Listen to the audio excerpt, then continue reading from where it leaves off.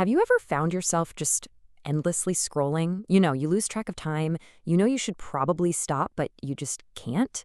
Well, today we are going to dive right into the mechanics behind that feeling. We're going to explore why social media can feel so much like a trap, and more importantly, how it's actually engineered to be that way. The problem is so intense that one source we looked at put it this bluntly. It's a really bold statement, right? But honestly, when you start to hear the stories of people who are caught in its grip, you really begin to understand the comparison. So, what exactly is this so-called drug? Well, the drug, of course, is right there in your pocket. It's that endless scroll on apps like Instagram. And to really get a sense of its power, let's start with the story of a young man named Charon. He was actually so ashamed of his addiction that he wouldn't even show his face on camera for the interview. So, get this. This is how long Charon spends on Instagram. Every single day. We're talking 8 to 9 hours. That is more than a full-time job, completely dedicated to just scrolling. And, as you can imagine, the impact on his life has been absolutely devastating. Charon says he feels like a bot, just mindlessly consuming content. To deal with the loneliness that's become so profound, he's actually turned to an AI girlfriend for companionship, literally replacing real human connection with an app. He's grown distant from his friends, and the toll isn't just mental. He's also dealing with chronic neck pain and even memory loss. Charon's story it's alarming for sure. But here's the thing, he is not alone. This is a massive, widespread issue with a real, tangible human cost. So let's look at a couple more stories of people whose lives have been completely turned upside down by this. This is Ikra. She used to be a top student in her school, a real high achiever. But after she got her own phone and got hooked on Instagram Reels, her grades just plummeted. She says she feels trapped in this bubble, just watching other people succeed online while her own life feels like it's completely falling apart. And then you have Gaurav. He's a 29-year-old developer and a trained classical musician. His absolute passion in life was singing, but now he just can't bring himself to practice.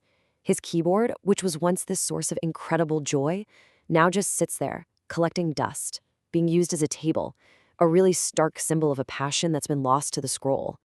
Now, these personal stories are incredibly powerful, but they're really just symptoms of a much bigger trend.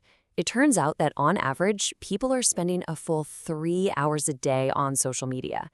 What might seem like just a harmless little habit is, for so many people, literally consuming their passions, their potential, and their time. Okay, so why does all this time spent online so often lead to this drop in self-esteem? Well, there's a psychological concept that gives us a really big clue. It's called the theory of objective self-awareness. And it basically says that we experience life in one of two ways, either as the actor, the subject, or as the one being watched, the object. Think about it like this. When you're a subject, you're just lost in an activity, right? You're fully engaged, you're in control. Imagine playing an instrument just for the sheer joy of it. But social media is constantly pushing us into that object state. Suddenly we're performing for an audience, and our self-worth gets tangled up in external validation. The likes, the comments, the views. We stop being the actor, and instead, we just feel like we're constantly being watched. And here's the absolute crucial point to all of this. This is not an accident. Your inability to look away is not some personal failure of willpower. No, it is addiction by design. These platforms have poured millions and millions of dollars into using human psychology against us. So why is it so hard to just put the phone down? I mean, really? The answer lies in a few key, very clever tactics that are engineered specifically to keep you hooked. It's kind of like a multi-pronged attack on our attention. It all starts with these psychological traps like FOMO, that nagging fear of missing out that keeps you checking in. Then you've got the instant gratification of short-form video, which is basically an endless slot machine of easy dopamine hits. All of this gets supercharged by personalized algorithms that are designed to figure out your weaknesses and feed you exactly what will keep you staring at the screen. And the reason for all this?